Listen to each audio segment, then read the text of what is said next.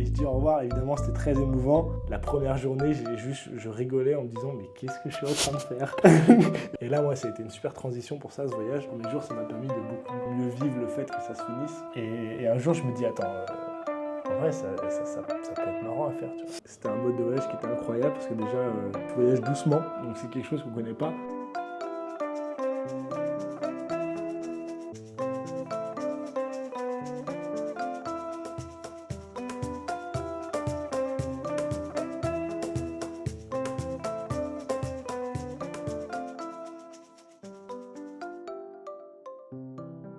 Salut à toutes et à tous, je suis Nathan Frécon et je vous souhaite la bienvenue sur Itinéraire. Itinéraire, c'est le podcast qui donne la parole à la vie.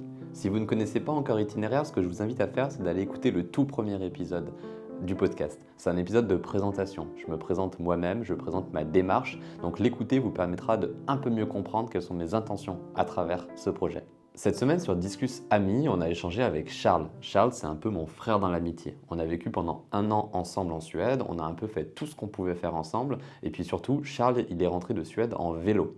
Dans l'épisode, on revient donc sur notre vie commune en Suède, notre amitié et puis ce périple retour de Suède en vélo. L'épisode, il est super simple, il est super sincère et il y a plein de petites choses desquelles on peut s'inspirer à nouveau. Ce que je t'invite à faire après ton écoute, si l'épisode t'a plu, c'est de venir nous dire en commentaire ce que ça t'a inspiré, ce que ça t'a apporté, quelles sont les petites choses dans l'épisode qui ont fait sens.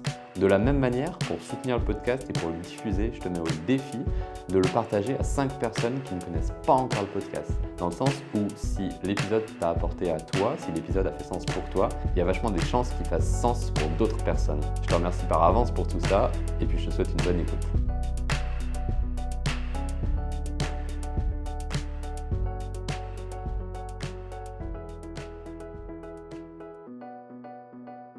Bon, salut Charles. Salut Nathan. C'est très marrant parce que ça fait 1h30 qu'on est ensemble, on se dit quand même bonjour. Ouais. Ah, je suis stressé. Non, je suis pas stressé, mais je sais pas, c'est marrant. T'es quoi? Je suis perturbé, je sais pas, c'est une nouvelle expérience. Bah c'est cool. Bah ouais, Enfin j'espère que c'est cool. c'est cool, Charles n'est pas torturé, je vous jure. c'est promis. Charles, ça me fait trop rire. On se rencontre quand? On se rencontre en Suède, dans la maison où on a vécu ensemble pendant 1 an quasiment. Yes. On a un peu parlé avant sur les réseaux. Ouais, physiquement on se rencontre à ce Mais moment-là. Pour moi, ça, c'est la rencontre physique. Je me souviens absolument du moment où t'es arrivé. J'étais dans ma chambre, à mon bureau, je travaillais. Je pense que t'avais été accompagné par Inès, non? Ouais, elle me disait un peu, elle me disait, ah, je vais te montrer Nathan, je crois, en plus. Ouais, qui était notre coloc espagnol du coup. Je me souviens, enfin Inès qui frappe et qui dit Charles is here. J'étais lui il est là. Lui que je connais pas encore à ce moment-là. Bah ouais. Du coup. Mais ouais, on s'était parlé. Moi j'ai pas le souvenir exact de comment est-ce qu'on se trouve sur les réseaux quoi. Je pense que c'était un groupe Facebook C'est ça. ou. Moi, j'avais cherché s'il n'y avait pas un groupe Facebook pour les Erasmus de ce semestre-là, un truc comme ça. Et il y avait un groupe WhatsApp aussi, je crois que c'est là qu'on s'est rencontrés, on a capté. Enfin, j'ai vu que tu étais français, on a dû s'envoyer des messages. Et, on avait essayé de se voir sur Lyon même. Ouais, ça je me rappelle. Enfin, Et, je m'en souvenais plus. Et puis c'était toi qui me l'avais dit une fois que je Ouais. t'avais proposé de se voir avec Pierre-Louis, qui était un de nos amis français en Suède. Mais ouais, ça me renvoie à plein de souvenirs.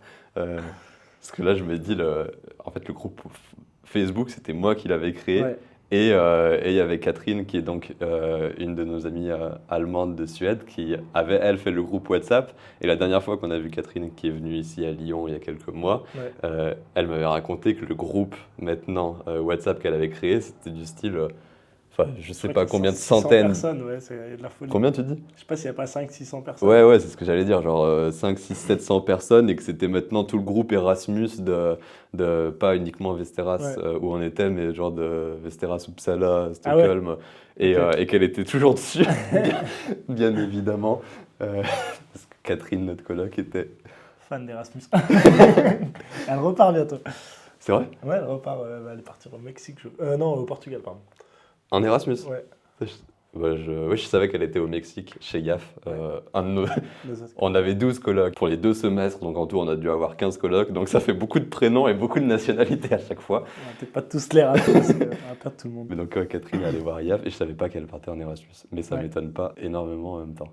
Donc ça, c'était, pour mettre un peu de contexte, parce que moi je réfléchis, c'était il y a 2 ans et demi au final maintenant, enfin pratiquement 3 ans, enfin 3 ans là, l'été qui arrive. Donc on a fait 1 an en Suède ensemble. Moi je suis rentré, c'était mon année de séjour. Après toi, tu as fait ta 2e année en Suède parce que tu étais là-bas en master, alors que moi j'étais en Erasmus. Est-ce que ça faisait une différence? Ça aurait dû faire une différence, mais par rapport à, en tout cas, le train de vie très chill de la Suède, la charge de travail à l'université, moi j'ai vécu comme un Erasmus, donc ça n'a pas vraiment fait de différence. Mais je pense que dans un autre pays, ça aurait pu faire une différence. Mais donc, toi tu fais tes 2 ans, moi j'ai 1 an, on en parlera vite fait tout à l'heure, je pense, où je reviens pendant mon année de césure, qui était toute une histoire, enfin je m'en souviens comme une grande histoire. Et puis tu es de retour depuis, depuis du coup, l'été dernier. 8 mois, 8-9 mois. Et donc ce qui est assez spécial parmi tant d'autres choses, c'est que tu es rentré en vélo. Tout à fait. Et donc on va parler de tout ça. Ouais. Putain, c'est cool. Bah ouais. Ça me rend trop heureux. Ça fait longtemps que je n'avais pas parlé, donc là on va se replonger dedans. Trop Ça bien. va faire du bien. La première question que je pose de la même manière à tout le monde, qu'est-ce que ça t'évoque le mot itinéraire? Ouais, j'ai réfléchi un peu à cette question, parce que moi j'aime bien réfléchir à ce que je vais dire quand même. Mais, Bravo, j'ai Charles. tendance à me perdre dans mes propos. Mais qu'est-ce que ça m'évoque itinéraire? Moi ça m'évoque surtout déjà l'aspect, enfin le déplacement physique dans un premier temps, aller d'un point A à un point B, mais pas simplement, parce que pour moi un itinéraire c'est on va suivre un chemin. Enfin, il y a prendre un chemin et il y a suivre un chemin. Et pour moi, l'itinéraire, c'est aussi cet aspect de suivre le chemin. Ouais. Donc c'est pas uniquement le A et le B, enfin Non. la localisation du A et la localisation du B, mais c'est tout, tout ce qu'il y a entre deux. Ouais. Et quand j'ai réfléchi un petit peu, le parallèle que j'aimais avec l'itinéraire, c'est que tu choisis un peu l'itinéraire que tu vas suivre, tant dans un déplacement physique que un peu dans ta vie. Et donc, quand je pense à l'itinéraire sur l'aspect perso, je pense à ça et je pense au fait que on peut aussi choisir là où on veut aller, on n'est pas obligé de subir et on peut prendre une direction qui nous plaît, changer d'itinéraire. Et c'est pas moi qui vais dire le contraire. Non, c'est sûr. Moi, tu connais ces mots que je peux te dire, mais je me suis souvent vu comme un tyran vis-à-vis de mon itinéraire, peut-être celui un peu du destin, mais je reviendrai sur ça juste après, Ouais. comme un tyran à casser l'itinéraire existant, mais à le faire avec, entre guillemets, beaucoup trop de conviction et de hargne, justement, c'est pour ça le mot tyran. Ouais. En mode, moi-même, des fois, je me regardais dans le miroir où je me parlais intérieurement, je me disais, complètement taré d'aller aussi loin casser des trucs qui sont aussi forts en toi, dans les constructions sociales, familiales, individuelles, etc. J'étais en mode, jamais j'arrêterai, jamais j'arrêterai et j'irai là où je voudrais, quoi. Ouais. Et je pense que je continue à le faire maintenant avec pas plus de simplicité, mais je pense que le plus gros du travail a été fait, ou du moins j'espère. Oui. Mais je me souviens à ces périodes, typiquement je pense que c'est quand je vais venir en Suède pour la 2e fois, là, dans ta 2e année, où j'étais en mode, mais je pense que c'était un peu le point de vacillement, où c'était en mode soit je continue, soit j'arrête. Et j'étais en mode, vu tout le travail que tu as fait, tu continues. Je tapais tellement dans une roche dure, je crois, tellement dans des trucs compliqués, que j'étais en mode, c'est pas possible d'essayer de miner ce genre de roche, quoi. Mais j'étais en mode, je continue. Et ça me fait penser justement, tu as parlé du destin. J'essaye de faire mon idée aussi sur cette question-là, ou plutôt derrière le destin, le chemin qui est tout tracé ou pas, est-ce qu'il y en a un? Souvent, avec le déterminisme social, le déterminisme familial, etc., on peut parler du chemin tout tracé. Et on peut dire, mais lui, il est de cette classe sociale ou il est de cette famille-là. Le lui de base, c'est celui-ci. Et moi, j'ai retourné un peu le principe à me dire, non, ça, c'est un lui modifié. Le lui de base, c'est celui qui aurait évolué sans aucun impact extérieur. Ce qui, je conçois, n'est pas possible, puisqu'on évolue forcément avec de l'impact, mais du moins pas l'impact qui a existé. Ouais. Et moi, je me disais... dans le fond, intrinsèquement, on ne devrait pas fonctionner comme ça, quoi. En tant qu'humain, qu'animaux, entre guillemets... Ouais, carrément. Et moi, des fois, où je pouvais avoir des proches, ou je pense mon père qui pouvait me dire, ah, mais genre c'est bon, on est comme ça, on est comme ça. Et moi, je disais non. Le comme ça, c'est celui qu'on est devenu parce qu'il y a eu les facteurs d'influence. Et le vrai moi, c'est celui qui auraient évolué sans les facteurs d'influence. Ouais. Toutefois, ceux qui ont existé, parce qu'il y en aurait eu, mais pas ceux qui ont existé. Donc j'essayais de je réfléchissais en essayant de me détacher de ces facteurs d'influence, en me disant, mais s'il n'y avait pas eu ça, ça, ça, comment est-ce que tu aurais été, comment est-ce que tu aurais pu évoluer à la base? Je me suis un peu pris la tête quand même. Je crois que t'aimes bien. Bah justement, qui es-tu? Tu réponds comme tu veux, de manière assez succincte. L'idée, c'est pas de faire un truc hyper long. Et puis, comme je te le disais, je sais toujours pas ce que ça veut dire, mais je pense qu'il y a un sens à ça. Qui es-tu dans l'instant T? Ouais, du coup, je suis Charles. Bonjour, Charles. J'ai 24 ans. Je sais pas, j'allais dire que je suis un peu un amoureux de la vie. C'est très, très, très cliché, très bidon. Je sais pas, on dit ça comme on veut. Mais Ça me plaît. mais je sais que ça te plaît. Et C'est Et quoi? souvent, quand on me pose cette question, je déteste devoir répondre par je me charge, 24 ans, je travaille en bureau d'études, Bah, tu me j'ai connais. fait un bac, un BTS, machin, machin. Tu me connais suffisamment pour Et- savoir que c'est pas la réponse attendue. Je sais, je sais. Mais ouais, je suis amoureux de la vie, en pleine découverte de moi, de la vie, du monde. Ces dernières années, j'ai pu apprendre beaucoup sur moi, notamment via la Suède, via plein d'expériences. Et voilà globalement qui je suis à l'instant T maintenant. Bah, moi, je trouve que tu as répondu à l'instant T déjà. Ouais, tu trouves? Ouais. Ok. Bah, ça fait un En peu. vrai, Enfin, il y a des choses à mettre en réflexion, mais je trouve que ça fait un peu un instant T continu. Ok. Je sais pas si Ouais, tu ouais, saisis ouais. ce que je veux dire, mais C'est global, au enfin, final, c'est- ouais, c'est une idée assez globale. Parce qu'au final, si tu voulais plus recentrer, je crois, sur l'instant T, ça serait justement là, plus qu'est-ce que tu fais en ce moment exactement maintenant, quoi. Oui, Euh, bah, c'est ça, à ça que je pense tout de suite. mais je trouve que enfin, toi, tu peux répondre à cette question. Ça fait ce que tu fais en ce moment, je trouve que c'est assez pratiquement une représentation de l'amour de la vie, justement, de l'aventure. Tu Ouais. as parlé de l'enseignement. Je trouve ça super beau que tu te dises, je commence à découvrir. C'est super humble vis-à-vis de notre âge, je trouve, de dire bah, je commence à découvrir. Et je trouve que même ce que tu fais en ce moment, pratiquement, un peu dans cette envie de découverte et tout, ça représente cette, un peu Ouais, cette bah ouais. philosophie de vie, je trouve. Si tu repenses au Charles qui a 18 ans, ou comme je dis souvent, tu peux repenser au Charles qui a 15 ans, c'est un peu toi qui choisis, mais au Charles plus jeune, euh, qu'est-ce que tu veux lui dire? Quel conseil, enfin si c'est un conseil, qu'est-ce que tu as envie de lui partager à ce Charles qui est plus jeune? Ouais. Bah, pour remettre un peu de contexte, parce que même toi, je t'ai jamais trop expliqué comment j'étais plus jeune, enfin un petit peu, mais pas forcément. Je sais des choses, mais je sais pas tout. J'étais vachement introverti, timide, Ça, je savais pas, tu vois. et ça a énormément changé, c'est assez fou d'ailleurs. Et je sais que typiquement dans les dynamiques de groupe, j'étais pas à l'aise, j'étais plus en arrière, tu vois. Et donc, ce que j'ai envie de lui dire, c'est de. Par rapport à ça, en tout cas, ce que j'ai envie de lui dire, c'est d'oser, que ça soit de se laisser aller à la découverte, par la confrontation avec les gens, mais tu vois, à pas avoir peur de montrer qui t'es, de pas avoir peur du retour des gens, du regard des gens. Et ça, moi, quand j'ai commencé vraiment à découvrir les bénéfices que ça avait de vraiment se laisser aller, Mhm. bah, c'est là où j'ai vraiment pu changer et devenir un peu qui je suis aujourd'hui, comme je le disais tout à l'heure, plus ou moins. Et ça, c'est aussi lié à la découverte, c'est aussi autre chose, c'est pas peur ouais, de découvrir, d'explorer les gens, le monde. Typiquement, tu m'aurais dit à 14 ans, 15 ans que j'allais partir 2 ans en Suède, j'y aurais jamais cru. Moi non plus, hein, si je m'étais dit. Et déjà à l'époque, je détestais l'anglais. Et C'est vrai? ça a bien changé, ouais, j'aimais pas ça. Mais justement, ouais, bah, en fait, tente, tu vois. Et si je fais la parallèle avec l'anglais, un jour, j'ai vu que je pouvais comprendre, que je pouvais communiquer, parce que j'ai essayé. Et c'est là où ça m'a ouvert des portes, ça m'a donné des idées. Tu me fais penser à plein de choses, parce que là, ça me renvoie au Mont Ventoux qu'on a fait en vélo ensemble Ouais, l'été dernier. à l'improviste total. Ouais, l'improviste. On descend dans le sud quelques jours, on s'amuse pas mal, et on avait l'idée de faire le Mont Ventoux. L'idée comme ça, de faire le Mont Ventoux. Et à un moment, on est dans la voiture, tu conduis, je check. On était un peu en mode, bon, bah quoi, on le fait ou pas? C'est quoi ce truc d'ailleurs? C'est au comment? Enfin, ça se passe comment? Et moi, je regarde sur Passer par Internet.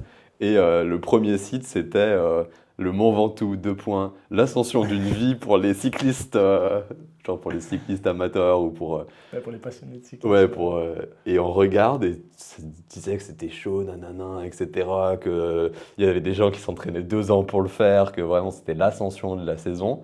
Et nous, on est... Même, ouais. Et je me souviens vraiment cet instant dans la voiture, on se regarde, on fait, bah, on le fait, non? Et puis on se tape une barre. Ouais. Et je me souviens que j'avais vraiment eu cette réflexion, j'étais en mode, bah, de toute façon, si tu te mets sur ton vélo à la base, que tu pédales et que tu n'arrêtes pas de pédaler, il y a bien un moment, tu arrives en haut. Vu comme ça. Bah, moi, j'étais en mode, enfin, un peu vis-à-vis de la question de la réussite ou pas, est-ce qu'on va y arriver? Parce que peut-être qu'elle se posait en moi. J'étais en mode, il y a 0 monde où c'est pas possible, puisque si tu n'arrêtes pas de pédaler, tu arrives en haut, quoi. Et on l'a fait. Tu m'as mis, je sais pas, Je t'ai mis une demi-heure, mais...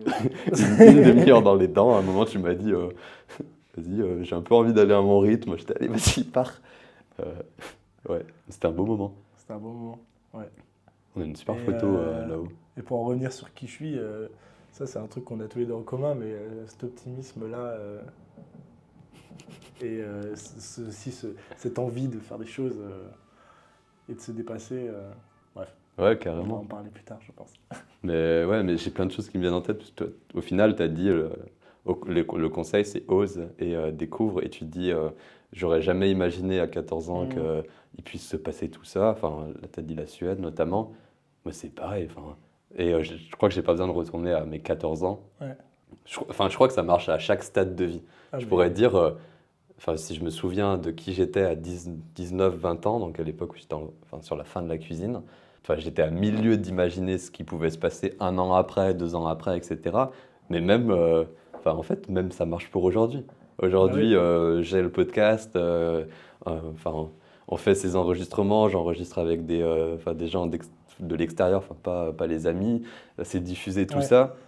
Là, tu fais un focus temporel et tu me remets à l'automne dernier, mais du style en décembre.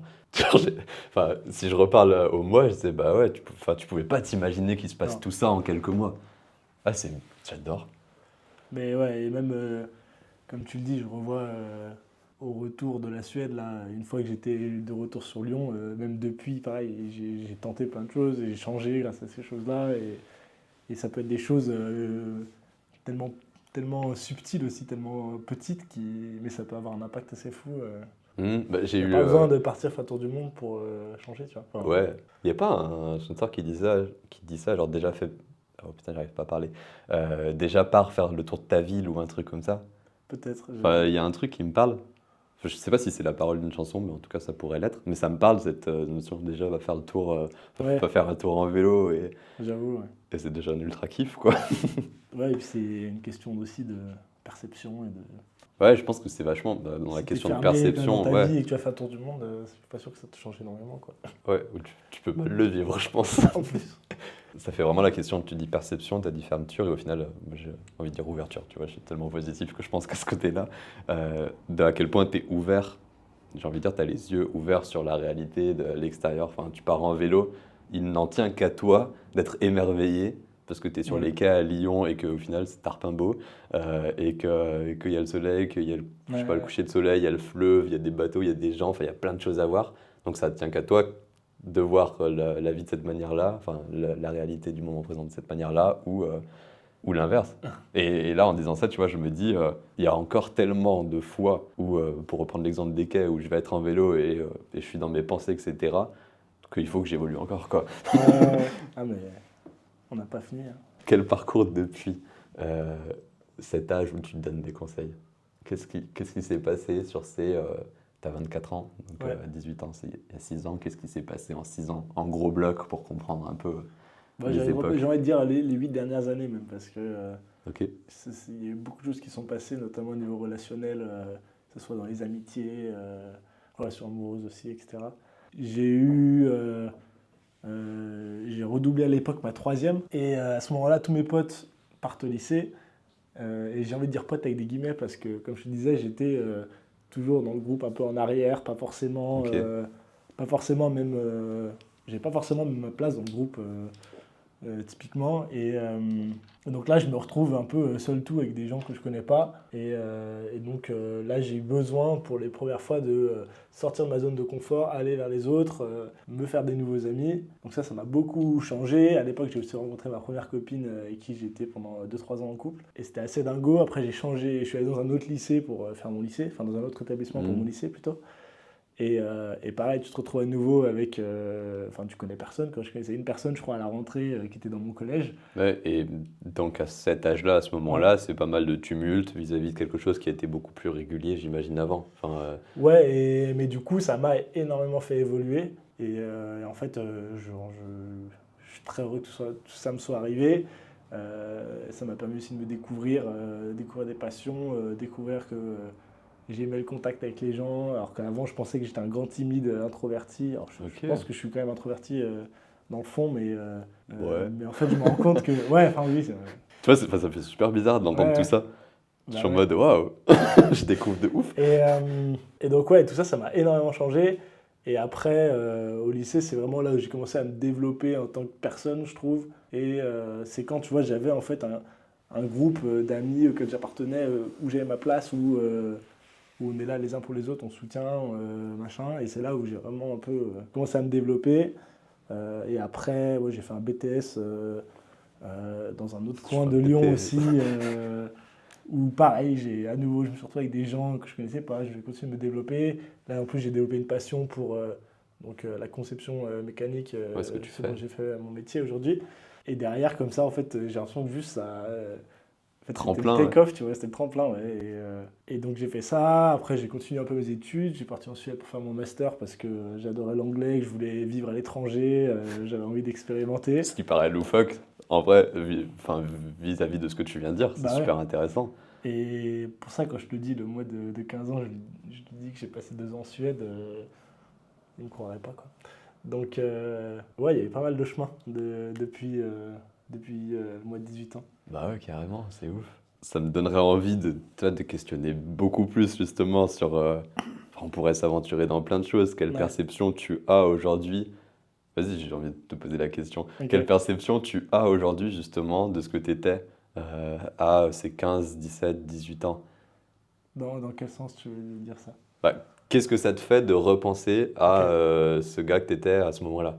Bah déjà, quand je repense à moi il y a 6-8 ans, j'ai l'impression que c'est quelqu'un d'autre.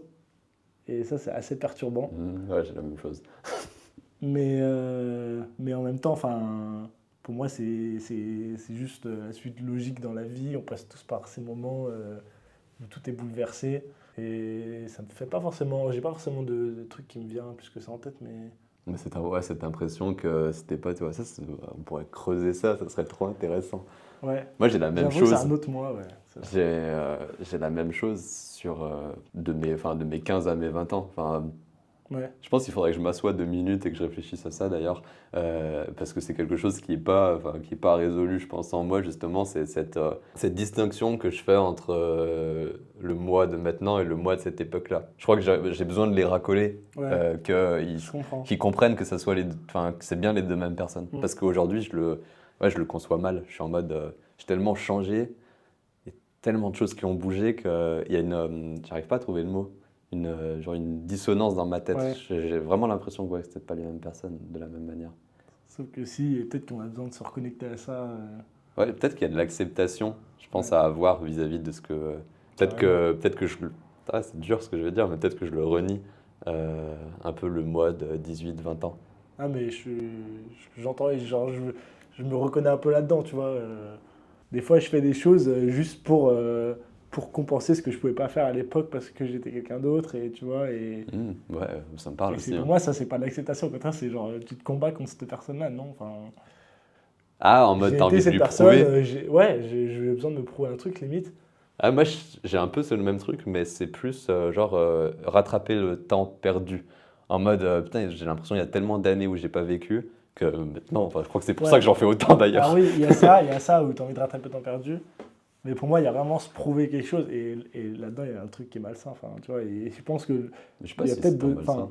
je sais pas si c'est malsain, non. Mais le fait de se reconnecter avec cette période de ma vie, peut-être que en fait, j'accepterais plus de choses, j'agirais différemment sûrement. Et... Bah là, tu tomberais dans rattraper le temps perdu, peut-être. Mais moi, je vois pas ça comme malsain. Parce que sinon, ma vie, c'est malsain. Parce que j'ai l'impression que je suis vachement conscient de l'évolution qu'il y a eu. Et tout ce que je fais, du style j'ai envie de faire ça, ça, ça, parce que je les ai pas fait dans ces années-là, je le fais vachement en conscience. Ouais, Et de fait, je le vois pas comme malsain. ok. Enfin, je trouve ça même plutôt à l'inverse, c'est assez sain, en mode je suis très conscient et je sais pourquoi je fais les choses aujourd'hui. Ah, moi, je pense qu'il y a une notion où je me prouve à des trucs, et même des fois, je suis un peu dans les extrêmes dans ce que je fais. Et là, je pense que c'est même plus pour me prouver des trucs, c'est pour, je sais pas, pourquoi je fais ça. C'est des mystères. J'en parlais avec un pote la dernière fois, genre. Ça va rester en réflexion ça, ce Ouais, soir ouais. en nous. Mais sur le prouver, par contre, moi ça me fait penser à autre chose qui n'a pas vraiment rapport avec ce qu'on vient de dire, mais le prouver est là. C'est, on va dire, il y a deux personnes, deux types de personnes. Il y a moi et le reste du monde. Dans le reste du monde, il y a deux types de personnes. Moi et Vis-à-vis le reste de. du monde. Pardon, ça m'a C'est fait. Orelsan, non? Qui dit ça? Non, justement, il dit seul avec du monde autour. C'est à ça que je pense. Ouais, enfin, je suis là, donc ouais, je suis là, et il y a le reste du monde, et disons, pour simplifier le propos, que le reste du monde est composé de deux types de personnes. Ouais, Vis-à-vis, dans leur comportement, vis-à-vis de mes projets ok, et des idées que je porte. ok. Et il va y avoir les types de personnes, enfin les personnes du type à supporter mes idées. Qui vont être en mode ouais c'est bien ce que tu fais, c'est Ouais, cool, vas-y continue, ça va t'amener quelque part. Et ces personnes, je les remercie du fond du corps. Parce qu'elles me permettent, dans un sens, d'avoir une hargne à les mettre en œuvre, ces projets. Elles me motivent tout simplement. Le deuxième type de personnes, c'est des personnes qui vont pas croire à mes projets. Mm. Et elles, je les remercie 5 fois plus. Parce que ça me met une hargne, ouais, mais juste gigantesque. Quand il y a quelqu'un qui me dit non, ça peut pas marcher, ou ça va être dur, tu vas mettre des années à y arriver, je suis en mode, frère, comme je vais te prouver que je vais y arriver. Et donc, voilà, le prouver, il est revenu au final. C'est quand il y a ce type de comportement, je suis en mode, tu sais pas la motivation que tu me donnes à faire ce que tu viens de dire que j'arriverai pas à faire. C'est mais peut-être grâce à toi que je vais y arriver. On fait ellipse de quelques années et allez, on arrive à. C'est quoi? C'est l'été 2021, quand tu es à deux doigts d'arriver en Suède et quand moi je suis à deux doigts d'arriver en Suède. Ou avant d'arriver, également. quand on commence à penser qu'on va partir. Mm. Ça, mais c'est des trucs que je sais pas du tout en fait sur toi, c'est marrant. Comment, enfin, qu'est-ce qui a fait que. Après, donc c'était ton BTS? Non, c'était après. Ouais, j'ai fait une licence pro Ouais, après mon licence BTS, pro, logique. Comment est-ce que c'est venu à la fin de ton BTS, à la fin de ta licence pro, cette envie d'aller à l'étranger? Enfin, comment ça s'est passé? ouais. Euh, il y a plein de choses qui ont fait que j'ai décidé de partir à l'étranger. Déjà, comme je l'ai un petit peu dit plus tôt, il me semble, j'ai toujours voulu un peu vivre à l'étranger. Je pense que j'avais aussi ce besoin pas de m'échapper, mais tu vois, de vivre mon expérience à moi tout seul Hmm. et partir de chez mes parents et faire mon truc. Ouais, peut-être à mettre en contexte, c'est que ces années-là, tu vivais Ouais, donc ouais, chez tes parents. oui, pardon. Ouais. Oui, donc j'ai toujours vécu chez mes parents dans le cocon familial sur Lyon depuis que j'ai 7 ans, je crois. Et Ah ouais, t'étais où avant? un petit village Ah ouais? vers l'Isère là-bas. Ah ouais, Ouais. je savais pas. Et je pense que j'avais cette envie en moi de faire un truc, de partir et de vivre pleinement la vie parce que j'ai eu un peu cette frustration que j'ai pu avoir dans les années précédentes, même en BTS, etc. La vie étudiante, tout ça, j'ai pas forcément connu. Et je me suis dit, oh, vas-y, j'ai trop envie de faire un truc, quoi. Ok. Et en plus de ça, j'adore l'anglais, j'adore parler anglais, donc je me suis dit, bah, vas-y, on part à l'étranger. Et puis j'avais la curiosité, j'avais envie de découvrir. Donc oui, j'ai commencé à mettre cette idée en tête là. En plus, je me dis, ok, soit je travaille, soit je continue les études, pas trop envie de bosser. Donc je me suis dit, je vais continuer mes études. Et j'avais envie de partir un peu dans le design parce que j'avais fait beaucoup de conception mécanique, un peu ingénierie, comme j'ai dit. Et donc j'ai dit, ok, j'ai envie de parler anglais, faire du design. Où est-ce que je peux aller en Europe? Parce qu'en fait, j'ai découvert aussi qu'en tant qu'Européen, tu peux étudier gratuitement à l'étranger, enfin faire tes études Ça, c'est bien de le gratuitement dire. à l'étranger. Donc moi, j'ai fait mes 2 ans de master en Suède. Le master en lui-même m'a rien coûté, quoi. Et le jour où j'ai découvert ça, en fait, j'ai un peu eu une étincelle et je me suis dit, vas-y, je pars en Europe. Et j'ai cherché anglais, design, je me suis dit ok, Ouais, t'as mis toutes tes Scandinavie. variables Et j'ai dit allez, la Suède. En fait, je connaissais à peine ce pays. Genre, je crois que je connais personne qui allait là-bas dans mon entourage. Mais je me c'est suis dit marrant. allez, on y va et je suis sûr que ça va être le feu. Là, tu me renvoies avec juste ce que tu viens de dire, je connaissais à peine ce pays. Ça me renvoie au souvenir du mail que j'avais reçu qui me disait euh, enfin, Université Jean Moulin Lyon 3, bonjour, suite à votre candidature en Erasmus Nord d'Europe, vous avez été affecté à l'université Malard-Balen. j'arrive pas à la prononcer, Malard-Balen, à Vasteras. Et tu te dis c'est un peu ouf en fait, parce qu'au final, c'est un pan de notre vie, enfin un pan ça pourrait être 25 ans, mais c'est quand même une partie de notre vie, et ça tient à un mail au début quoi. Et à ce moment-là, je suis en mode, euh, moi j'avais ciblé pays nordique, mais de souvenir, j'avais ciblé une université, débile le mec, j'avais ciblé une université en Finlande qui était disponible qu'au stade du master, c'était ma licence, j'avais pas lu le doc en entier je pense, mais j'avais Finlande et Norvège. Ce qui était d'ailleurs une erreur stratégique, ça se serait relevé financièrement comme une erreur stratégique d'aller en Norvège. Mais à ce stade-là du mail, j'étais en mode, ok, bah c'est où en fait? Enfin si, Mais Suède, je l'avais entre... Et même quand je faisais mes recherches pour postuler, tu sais, t'es là, tu googles le nom de la ville et je sais pas, tu te dis, mais ouais, vas-y, pourquoi pas? Il y a plein de sentiments qui passaient en moi à ce moment-là. Ouais, je trouve qu'il y a plein de sentiments et en même temps, il y a un peu rien qui fait sens. Ouais, non. Parce que tu regardes une ville, qu'elle soit là ou là, ou là en Suède. Tu as 3-4 photos, tu dis, bon, ils ont des jolis parcs. Et, et qu'est-ce que je voulais dire? Oui, là tu te dis quand tu googles le truc, Ouais. moi, je pense que ça le fait moins aujourd'hui. Mais pendant un moment, quand j'allais sur Google Maps, et tu te perds sur Google Maps, tu sais pas trop ce que tu fais, mais je finissais en Suède, enfin à Vasteras, j'avais une nostalgie énorme. Ouais. J'étais en mode, oh, le lac, là c'était l'université, là c'était la maison, ah on est allé là une fois. Enfin, tout seul devant mon ordi, je pouvais être pris de nostalgie Ouais. de ouf. Ouais, tu dis ça, j'ai la carte satellite, la Google Maps sur mon pote. Ah ouais, je la vois tellement aussi. Ouais. Ah ouais, c'est 1 million de souvenirs. Ou on avance dans les souvenirs. Quand vient un peu la période du départ, Ouais. t'as quelle mémoire de cette période du départ? Genre, enfin, je sais pas, quand t'arrives vraiment, Quand je savais c'est que le mois c'était d'août, là, quoi, le mois d'août, mi-août, fin Mhm. août, et là c'est là quoi. Ça, c'est assez fou cette période-là. Parce que du coup, c'était la première fois que vraiment je partais seul dans l'inconnu, clairement. Hein, parce que, à part avoir regardé 4 photos sur Google Maps, je savais pas ce qui m'attendait. Et je sais que ça a été assez dur, mine de rien. Enfin, c'était dur dans le sens où ça me faisait peur, en fait. Et les dernières semaines, il y avait pas mal d'appréhension, beaucoup d'excitation aussi, énormément d'excitation même. Ouais. Mais les derniers jours, ouais, la peur, la tristesse où tu te dis ça y est, je vais quitter ma famille, ça c'était vraiment dur. Donc c'est surtout ça, quand je repense aux derniers jours, je pense à ces moments-là où typiquement le dernier jour où je suis chez mon père et je sais que je prends l'avion le surlendemain, mais que bref, c'est la dernière fois que je suis dans la maison de mon père ce jour-là, où je me mets à chialer. Après on prend la voiture, je suis à côté de lui et je retiens mes larmes. Et il me dit bon ça va, et là j'éclate en morceaux. Et on rigole, tu sais. Et je crois que c'est la première fois d'ailleurs que j'ai vu mon père un peu émotif, tu vois. Bah moi j'ai vraiment ce même truc sur le Ouais. père justement. Je pars très tôt de Lyon-Saint-Exupéry, l'aéroport, et donc mes parents sont là et ma petite sœur est là. On a la C1, bref, peu importe, tout le monde s'en fout qu'on y allait avec la C1, mais enfin, non, ça a son sens parce qu'en fait j'ai une photo qui était, je crois, le premier plan que j'avais mis dans mes réels de la Suède, Ok. dans les vidéos que j'avais fait sur la Suède, c'est de l'arrière de la C1 avec serré le dans tableau la C1. ouais, et avec les panneaux enfin, que moi je reconnais sur la route. Bref, on est à l'aéroport et là le mot il est tragique, enfin le mot c'est tragique, mais tu sais c'est un peu un moment tragique où à l'aéroport t'arrives un peu en avance et ça fait que t'as un peu 30 minutes tu sais, de battement, t'es en mode... Putain, t'es dans le Et tu sais ça a aucun sens ces 30 minutes de battement parce que... T'attends ta sentence en fait. Ouais, c'est ça.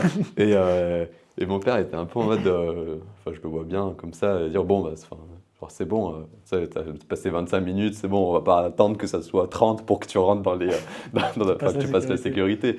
Et donc, on commence un peu à se dire au revoir.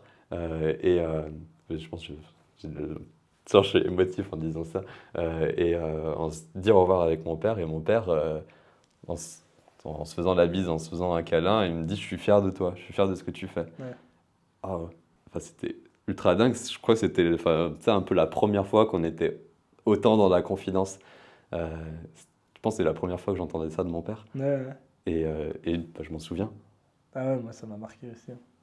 Et t'as senti qu'il y avait plus d'émotions aussi que d'habitude chez ton père notamment? Ouais, je Moi pense. c'est plus ça, il y avait pas forcément, il m'a pas forcément parlé de fierté ou quoi, mais la première fois que je sentais de l'émotion en lui comme ça, et c'était Bah, je pense qu'il y avait, bouleversant quoi. il y avait plus d'émotion dans le sens où c'était le truc d'un an, quoi. Ouais, Et, mais ça, c'est un sentiment que j'ai un peu moi sur mon départ, je ne l'ai pas vu venir, où je pense que c'est un peu la capacité des fois en moi de ne pas regarder les choses. ok. Je crois que j'ai le même souvenir de quand je suis parti en Afrique, ça s'est fait super vite. Et au final, je me suis retrouvé, je me suis retrouvé à la porte, je pourrais le raconter, je me suis retrouvé à la porte d'embarquement à Bruxelles. J'avais fait Lyon, Bruxelles, Bruxelles, Abidjan. Je le raconte, quand la porte d'embarquement a ouvert à Bruxelles, je ne sais pas si je t'avais raconté. Non. Enfin, je suis pris d'un truc, quoi. Je me sens pas bien. Et j'étais avec Eric, donc avec qui on est parti en Afrique, chez qui j'allais là-bas, et je lui dis, je vais enfin, je reviens, je vais aux toilettes. C'est l'avion, il y a 400 personnes, on rentrera plus tard. On va pas commencer à faire la queue là pendant 25 minutes. Et je vais aux toilettes, et en fait, j'avais vomi, Ah ouais. tout simplement. Enfin, je suis cash, hein.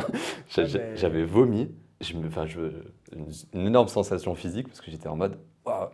J'étais en mode, donc là, cet avion, tu montes dedans, t'atterris ce soir à Abidjan et tu passes un mois là-bas. Et grosso modo, il n'y a pas possibilité de rentrer. Tu vois, tu pars, tu fais un voyage, même, t'es en Suède, tu rentres en 2 heures. Ouais. Il y avait vraiment ce truc de, quand la porte de l'avion sera fermée, c'est un mois là-bas et t'as aucune idée de ce que c'est. C'est un peu la même chose que ce que tu disais.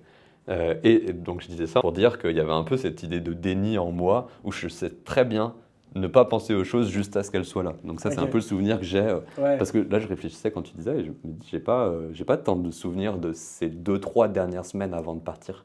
J'ai vraiment le souvenir de la journée, enfin de la veille.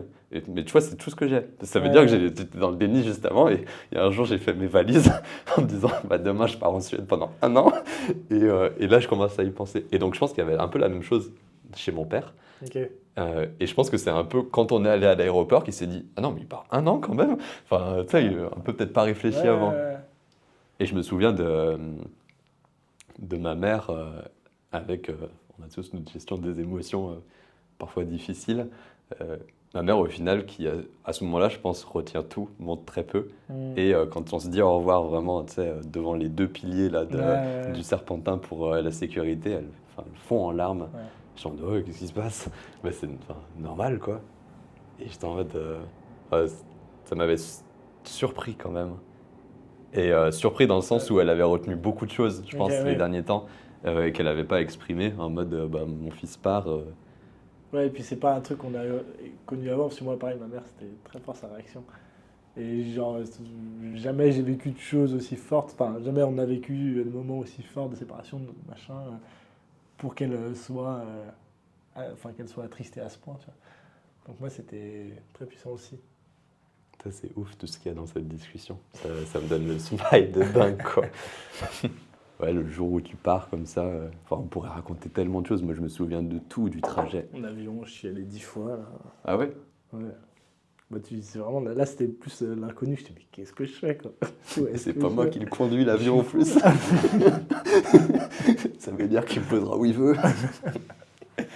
Non, je pense pas à ça. Mais... Moi, j'ai plein de souvenirs d'avion. Enfin, j'ai le souvenir du sandwich. Et moi, il y avait à côté de moi, dans l'avion, il y avait la rangée d'à côté. Il y avait un mec qui avait des menottes en plastique entre 2 flics, genre, mais des menottes en silicone, un peu, mais un truc sérieux, tu vois. Et il était escorté par des policiers en Suède. Et moi, je me dis, mais qu'est-ce qui se passe, quoi? Moi, j'ai rien fait. C'est la fact random.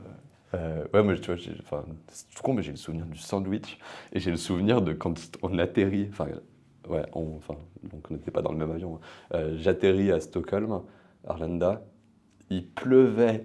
On était pas, enfin, c'était fin août, moi, c'était genre le 26-27 août. Et donc en France, il faisait beau. Enfin, c'était l'été. Et Ouais. j'avais atterri. Il y avait mais, un temps et j'étais en mode what the fuck, c'est quoi ce pays? Bienvenue. Bienvenue. Ah ouais, mais les premières journées, elles sont gravées, mais je crois que la première journée, je peux te la décrire Ah ouais. Bah, moi, c'est ce que j'ai en tête là. Je me souviens dans le bus, j'étais plutôt à l'arrière du bus. Enfin, voilà, je vais te sortir le numéro du siège. Et il y avait dans la rangée d'à côté Flavien. Donc à ce moment-là, je sais pas que c'est Flavien, mais il y avait un petit jeune comme moi. Et je me disais, bon, lui, il est à l'aéroport. Il a pris un ticket pour Vasteras. Il y a quand même vachement moyen que ça soit un international qui finisse à Vasteras. Et on se parle pas, parce qu'on se connaît pas, d'ailleurs, c'est dommage, on aurait pu se parler à ce moment-là. Et en fait, on descend à Vasteras. Donc lui, il descend, je vois qu'il a sa valise. Je pense que ça se grosse confirme. valise, quand même. Grosse valise, il a l'air. Tu sais, il a acheté un gros anorak comme moi d'ailleurs. Alors qu'on est en août. Et en fait, j'arrive à Bostad, donc qui était l'agence immobilière des logements étudiants, et il était là. Et au final, c'était Flavien, donc un autre ami. Français. Ouais. Mais oui, mais tu vois, je me souviens quand je suis arrivé à Ulfers, donc c'était le nom de notre coloc. Quand je suis arrivé à Ulfers, j'avais ouvert la porte et il y avait Inès Inès, amie, donc coloc espagnol, et Anna, coloc russe. Et Inès m'avait dit toi, t'es Yaf le Mexicain? Et puis j'étais non, je suis Nathan français, j'arrive juste avec mon anglais, je pense à ce moment-là, chaotique. I'm just arriving from French. Elle a compris direct que j'étais français. T'as le souvenir du moment où t'arrives à Oldfast? Ah ouais. Il y avait Laura, donc une de nos colocs, qui est en train de se faire teindre les cheveux par Taïra. Non, Taïra. Mais si, Taïra. Ouais, Taïra. Ouais, je remonte avec ma grosse valise, j'arrive dans la cuisine. Hi, je vois deux filles, une qui se fait teinter les cheveux par l'autre. Je dis, qu'est-ce qui se passe? Et moi, je suis là avec mes valises, donc je dis, bon, moi, je monte dans la chambre, mais j'ai juste dit bonjour vite fait. Alors après, je me dis, attends, faut que je redescende, dire bonjour, et puis là, je te croise, machin. Bref, chaotique, quoi. Mais c'était très drôle.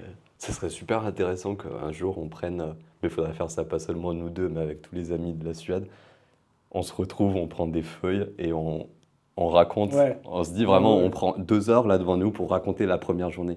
Parce que là, on va pas raconter toute la première journée, sinon dans 6 heures, on y est encore. Mais moi, j'ai 1 million de souvenirs. Je me souviens, j'avais dit à Inès, j'étais cuisinier avant, enfin, présenter un peu. Et le premier soir, je mange quoi? Je mange des pâtes avec une boîte de thon, pas de sel parce que s'il y en avait à la coloc, mais aussi simple que ça. Et donc, tu connais le rapport d'Inès à la cuisine. Coucou Inès, si tu nous écoutes à un moment. Elle me regarde, elle me dit, t'es sûr que t'es cuisinier? J'étais tu remets la dissonance qu'on disait tout à l'heure sur le mois du passé. J'étais, ouais, si, je suis. Bref, Mais moi, je me suis posé la question. je me souviens d'une fois, j'avais fait une sorte de plat. Je m'en souviens tellement, c'était tellement chaotique. C'était au 2e semestre, j'avais fait une sorte de riz curry avec de la sauce soja. Tout le monde m'avait regardé à la coloc et tout le monde m'avait dit, mais c'est quoi ça? Celle-là, je sais pas. Moi, je me souviens vraiment des premières semaines. Je me souviens vraiment du mois de septembre, donc le premier mois de l'Erasmus, comme le 100% de découverte en permanence. Et c'était un peu... mais ça s'arrête jamais, ce truc. Ouais. Puis en fait, ça s'est jamais un peu arrêté par la suite, mais c'était la découverte de tout. La découverte de notre vie à Ulfarsgatan, donc dans notre coloc. Ouais. 11 colocs, il faut les découvrir un à un, quoi. Après, l'université, qui avait quand même... On était en études, ensuite pour les études. Donc, l'université qui avait commencé avec les cours en anglais. Moi, j'avais beaucoup de lectures scientifiques, de lectures d'articles. Donc, avec mon niveau d'anglais à ce moment-là, puis je me rappelle, je mettais des heures et des... une page d'article, c'était 20 minutes de lecture, je comprenais rien. Donc il y avait la découverte de ça, il y avait la découverte de la vie en dehors de la coloc et la fac. Mais en fait, c'était vraiment la découverte de tout. Là, j'ai 1 million de choses qui me viennent. Ça s'arrêtait jamais. Il y a toujours des choses qui se passaient. En plus, on avait certains de nos colocs comme Catherine qui qui s'arrêtait jamais, qui veut toujours sortir, toujours faire des trucs. Mais ouais, moi, je me souviens, je sais plus combien de temps après est arrivé, mais où tous les week-ends, on faisait des choses. Et un week-end, j'ai dit, ah non, mais j'en peux plus, là. Il faut vraiment que je prenne du temps pour moi, quoi. Et c'était la première fois de ma vie, je crois, où je me disais, je dois prendre du temps pour moi. Ah ouais. Parce que c'était tellement riche et éprouvant dans tous les sens. Et t'as le souvenir d'en avoir pris? Un petit peu, ouais. Ouais. Parce que moi, je me souviens, Ça m'a fait un bien fou, d'ailleurs. je l'avais eu raconté comme ça. C'était plus à la fin, mars, avril. Je me souviens que certains dimanches, j'allais au café parce que j'étais en mode, je vais avoir un moment pour moi tout seul. Parce que la vie à Ulfers, au final, c'était en permanence, quoi. Ouais, Ça ouais. ne s'arrêtait jamais. Moi, j'ai souvent raconté ça comme C'était ça. la colonie, quoi. C'est difficile de le raconter, en fait. Et donc moi, je l'ai souvent raconté comme ça au fil du temps. Et là, c'est un peu ce que je vais dire maintenant. T'as 11 colocs le matin au petit-déj. Il y a quand même vachement des chances qu'il y en ait 4, quoi. Ouais. 4, 5. Donc le petit-déj, il commence quand il commence et il finit 1 heure plus tard, quoi. Enfin, on discute, etc. Au final, dans le petit-déj, on se demande ce qu'on fait à midi. Ah, il y a l'Espagnol qui dit nous, on fait paella avec les Espagnols, donc les autres Espagnols, on va dire, de la communauté Erasmus, des autres colocs, des autres logements. Donc à midi, tu avais 6 Espagnols qui faisaient paella. Tu l'avais jamais rencontré avant, d'ailleurs. Ouais, que tu n'avais jamais rencontré, donc tu liais de discussion avec tout le monde. Résultat, tu mangeais paella. Au final, la paella, il y avait une marche au lac après, donc tu y allais. Et dans la marche au lac, tu avais croisé les Italiens qui te disaient on fait pizza junior, donc un autre logement étudiant. Et tu étais en mode. Ils disaient tu veux venir? Bah ouais. Et en fait, c'était ça un peu tout le temps. Et donc, moi, j'en viens du café, là. Je disais. À un certain moment, à la fin de l'année mars-avril, je me rappelle, j'allais un peu au café les dimanches après-midi, en mode je veux avoir mon moment tout seul, quoi. Et je faisais ça parce que ça marchait même pas dans ma chambre. Ouais. Ça marchait même pas dans nos chambres, en fait. Même là-bas, si ça se trouve, tu croisais des Erasmus à le café. Je pense que j'allais dans ce café parce que c'était plus le café Wayne. fréquenté. C'était pas ça? Ah ouais, Wayne's Wayne's Coffee. Ouais, exact. C'était plus le café parce que tous les Erasmus étaient à Global. Ouais, c'est vrai. Et c'était plus le café où il y avait les Erasmus. C'était pas Mais le par café contre, cool. c'est sûr que tu allais un dimanche après-midi, tu te disais, j'ai envie d'être tout seul, tu allais à Global Living, tu avais 7 tables d'Erasmus. C'est sûr. On a allumé la lumière. C'est dur d'évoluer chronologiquement. C'est tellement riche, c'est parce qu'il y a tellement de choses. Parce que là, je me dis, on est début septembre, quoi. Enfin, on a raconté les débuts et on va faire un saut dans le temps. Oh, je crois qu'on peut raconter, c'est pas le moment le plus glorieux de l'Erasmus, le début janvier, à la coloc avec le Covid. Ah. Qui a commencé pas début janvier, qui a commencé Catherine qui ne nous écoutera pas. C'était Catherine qui avait chopé le Covid au début. Ça a commencé juste avant Noël, avant que tout le monde rentre mi-décembre. Dans son pays pour voir la famille. Ouais, c'était exactement ça. Il fallait faire 5 tests pour prendre l'avion. Ouais. Oh, la galère. Moi, je me souviens de cette semaine. Donc, moi, j'avais ma famille qui venait. Petite bidouille entre potes, entre colocs. J'étais allé un peu me confiner dans cette semaine de Covid à l'intérieur de la coloc chez un autre ami, chez Mathis. Et moi, ça avait été tellement propice parce que j'avais un énorme examen début janvier d'économie du travail, donc en anglais, avec truc un peu énervé, quoi. Et j'avais passé ma semaine de confinement à éplucher le livre d'économie du travail. Donc ça avait été super. Puis la période de Noël était passée, ma famille était venue, nanana. Et début janvier, tu rentres et c'est moi qui ai ramené le Covid. C'est toi qui ramène le Covid de France. J'ai ramené le Covid à la maison. Et moi, au Nouvel An, on fait des tests pré-Nouvel An. Parce qu'on se rassemblait avec des amis. Et 2 jours après, j'ai le Covid. Moi aussi, je viens de faire un test. Moi aussi. Et moi, je prenais l'avion 2 jours après. J'avais déjà un PCR planifié, je crois. Et c'est ça. J'avais un PCR planifié. Et du coup, je l'ai annulé pour faire un antigénique parce qu'ils sont moins précis. Parce que sinon, je n'allais pas pouvoir rentrer en Suède et poursuivre, quoi. Et j'ai ramené le Covid en Suède dans la coloc. Ouais, donc, moi, je me souviens de cet examen qui était donc toujours programmé. Donc, t'as le Covid. Moi, je chope le Covid. Je me souviens de ce vendredi, je tombe un peu malade. C'était lundi matin, mon examen. Vendredi, je tombe un peu malade. Samedi, c'est compliqué. Dimanche, j'étais à plat. Je me rappelle, parce qu'il fallait que je le passe, ce truc. J'étais un peu tyran, un peu déterminé. Je me rappelle, je travaillais sur mon iPad.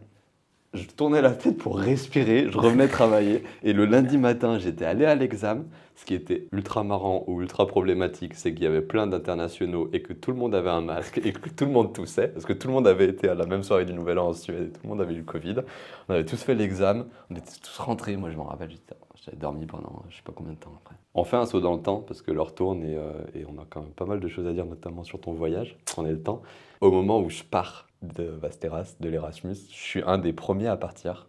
Parce que C'est moi, vrai. je rempile avec un été en Suisse. Donc j'ai envie j'ai envie d'avoir un mois en France le mois de juin. Donc je pars le 26 mai, je me rappelle absolument. Est-ce que tu te souviens de cette période-là, du temps avant, quand on arrive à la fin? Mais je pense que, Ouais, non, je vais dire, moi je m'en souviens, parce que je crois que, ouais, je vais le dire. Justement, moi je m'en souviens très bien parce que j'ai été dans le départ avant tout le monde. ouais, J'étais vraiment de toute la communauté Erasmus le premier à partir. Et là où tout le monde vivait encore l'Erasmus, moi j'ai eu ces trucs de il reste plus que 2 semaines, il reste plus qu'une semaine, avec notamment, je me souviens exactement la dernière fois la dernière fois que je suis sorti en boîte là-bas, deux ouais. semaines grosso modo avant le départ, où le moment où tu t'en souviens? Je sais ce que tu veux dire. Ouais, où le moment où je me dis bah allez j'y vais, donc 3-4 heures du matin, il faisait jour dehors bien sûr. Euh, je suis pris d'un truc énorme parce que je comprends sur le moment Ouais. que c'est la dernière fois, non, c'est la première fois que je fais une chose pour la dernière fois. Et là, je comprends que ça va être 2 semaines où je vais vivre que ça, que ça, Le que début de ça. la fin. Et on était avec, je me rappelle, les petits groupes qui vont au McDo, etc. Mais enfin, une nostalgie énorme parce qu'il faisait jour, enfin, il y avait le lever de soleil, je me rappelle, en face Ouais. de McDo, là j'étais assis sur un banc dehors, il y avait Elora avec moi, Elora qui parle français, donc Elora, peut-être que tu nous entends. Et moi, je pleurais, je pleurais, je pleurais, et Elora, tellement gentille, bah, Elora, qui était en mode est-ce que tu veux que je sois là? Est-ce que tu veux que je Ouais, qui sois pas savait là? même pas comment Ouais, qui t'aider, savait quoi. pas quoi faire, enfin personne comprenait parce que tout le monde était dans le délire de ah, c'est trop bien, on est en soirée, l'Erasmus et tout. J'étais les gars, dans un mois, ce que vous allez vous prendre? Et Laura qui était en mode tu veux que je sois là? Tu veux que je sois pas là? Super gentil. J'étais tu peux être là, super. Je, je pleurais, je pleurais, je pleurais, je pleurais. Et, euh, et après, ouais, ça avait été ça. Moi, je me souviens vraiment de cette journée, de cette fin de journée, Ouais. où on discutait dans la cuisine. Je pense que c'était vraiment la fin. Enfin, c'était assez proche, genre 2-3 jours avant. Et en fait, on pleurait ensemble dans la cuisine. Bah ouais. Il faut dire qu'on s'est énormément rapprochés parce qu'on a vécu quasiment, enfin je sais pas, 8 mois peut-être ensemble, 8 Bah, ça fait au total. 9 en tout. Ouais, Ouais, 9 9. mois. Donc on s'est énormément rapprochés. En plus, toi, tu es dans une période de ta vie où il y avait beaucoup de changements, beaucoup de choses qui bougeaient, que tu découvrais. On a vécu cette expérience ensemble, on arrivait en même temps. Donc on s'est énormément rapprochés. Et ouais, là, le départ a été difficile. Et en effet, cette journée, cette fin de journée, je te laisse la raconter. Mais Il se passe arrive un un truc moment. trop marrant. C'est que donc on pleure dans la cuisine. Mm. Et puis à un moment, ça fait un peu ce que tu disais sur le début d'année en mode bon, stop, là, j'en peux plus. Euh, et je le comprends vachement quand c'est des moments d'émotion comme ça, t'as besoin Ouais, des ouais. fois de stop, de te retrouver tout seul, de faire un bout de chemin dans ta tête parce que t'as vraiment besoin de le faire. Et donc on est en mode bon bah stop, on monte dans nos chambres qui donnent sur le même côté de la maison avec une sacrée belle vue, n'empêche, on avait. C'était super. Enfin, ça fait 4 chambres qui sont dans la lignée, il y a les 4 fenêtres. Charles est à l'opposé, moi je suis à l'autre opposé. Et en fait, on prend l'escalier, on prend le couloir, on monte, et on va tous les deux à nos fenêtres pour se poser dehors, parce qu'on Ouais, a, je sais pas, regarder besoin le coucher de d'air, soleil. ouais, besoin d'évasion. Et là, donc on tourne nos têtes et on se voit, t'es encore là toi?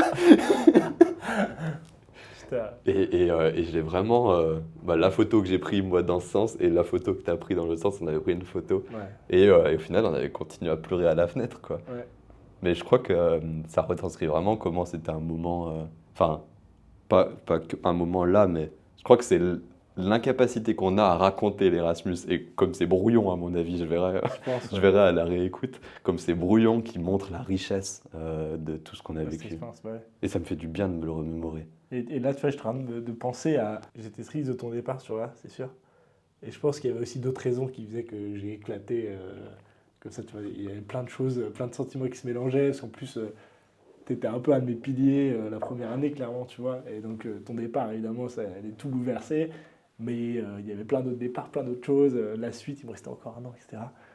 Et, euh, et je pense que ouais, ce jour-là, on a vraiment éclaté. Et je sais pas ce qui se passait exactement dans ma tête, mais j'aimerais bien bien y retourner à ce moment-là pour comprendre tout ça. Ouais, ça serait trop intéressant ce que tu viens de dire là, bien y retourner à ce moment-là. Je me dis, ça serait trop marrant de pouvoir se déplacer dans le futur, mais pas revenir ce qu'on était, mais aujourd'hui, moi, Ouais. j'y vais avec mon âge, mon expérience.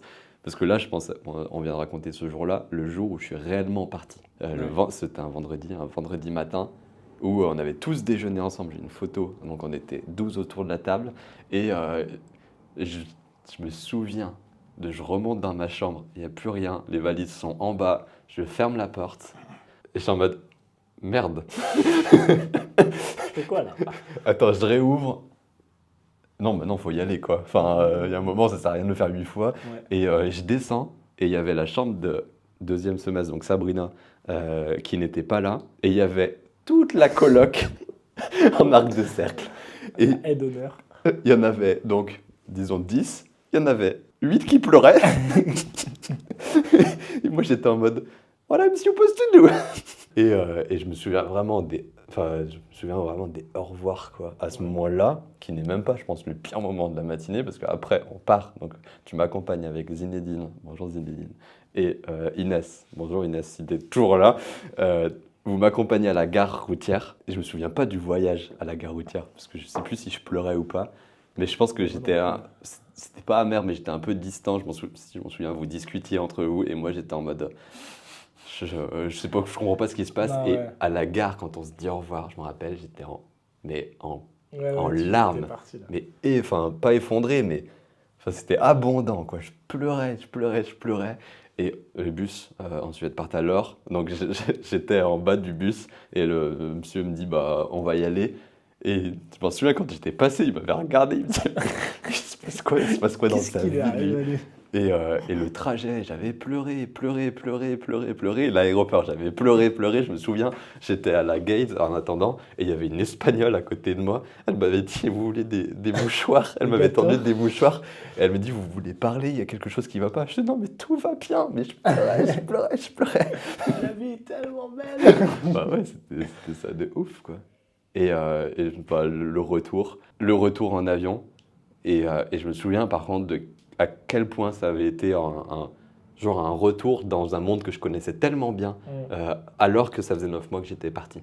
Je me souviens, mes parents, enfin j'étais rentré à Genève, j'avais pris un Blablacar qui m'avait attendu parce que mon avion avait 1 heure de retard, juste à Lyon. Et à Lyon, il y a mes parents qui me récupèrent et puis...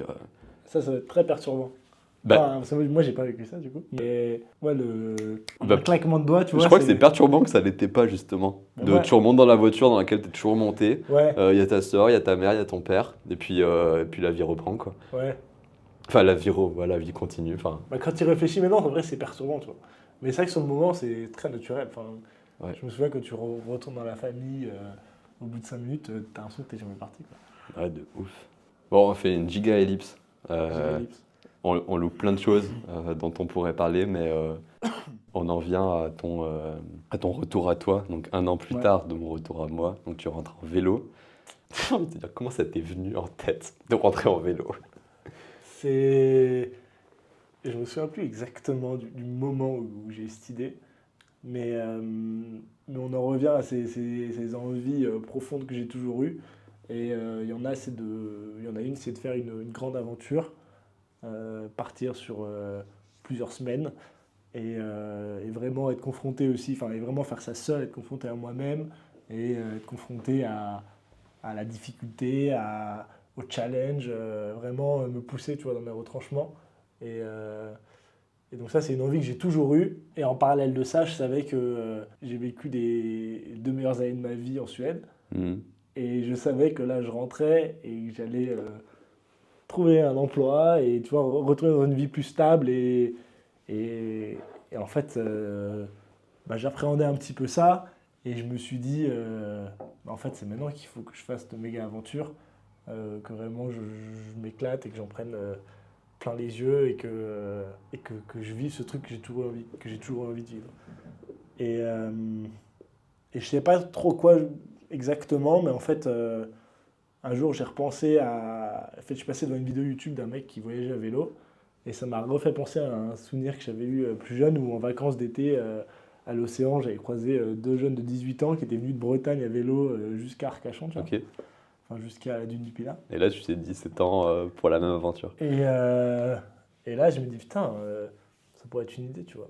Et c'est là où le déclic avec cette envie d'aventure et tout le reste s'est fait. Et donc là, je google un peu en rigolant Comment on a googlé Westeros, le Paris, moment tu vois.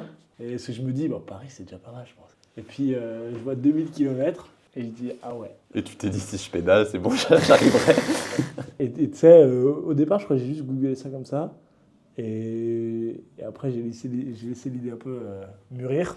Et un jour, je me dis, attends, en vrai, ça peut être marrant à faire, tu vois. Et du coup, je continue mes recherches, je vais sur des forums, je regarde si 2000 km pour un premier voyage à vélo, c'est faisable sans expérience. Je vois que si tu t'entraînes un peu, que tu as de la condition et que tu t'entraînes, ouais, ça se fait.